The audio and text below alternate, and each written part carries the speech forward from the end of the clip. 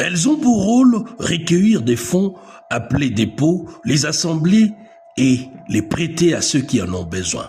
Les banques remplissent de ce fait un rôle économique essentiel, mais il en faut plus pour une économie prospère.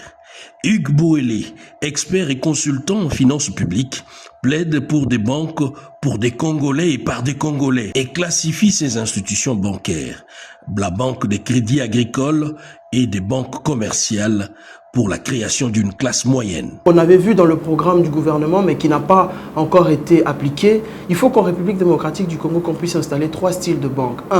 Une banque congolaise de crédit agricole pour soutenir le secteur rural.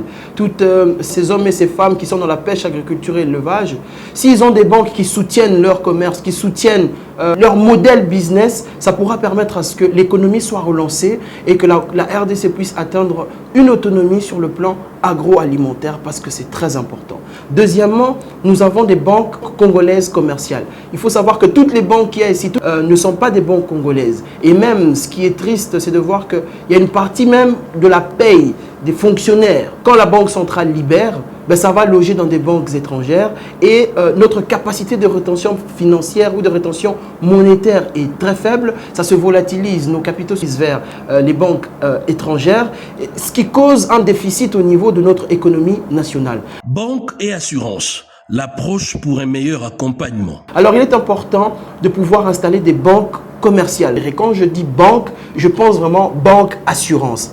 Il faut vraiment coupler les deux. Parce que quand on donne des crédits agricoles ou bien même quand on donne des investissements à la jeunesse, il faut justement que le secteur des assurances puisse être derrière, assurance et réassurance, pour couvrir les déficits qui peuvent peut-être engendrer justement des décalages qu'il y a entre les paiements et le soutien bancaire. Donc voilà, c'est vraiment très important que ces banques d'investissement soient là pour résorber le taux du chômage. Une fois matérialisé, l'honoré non seulement résorbé en partie le chômage, mais aussi ouvert la voie à un véritable partenariat public-privé.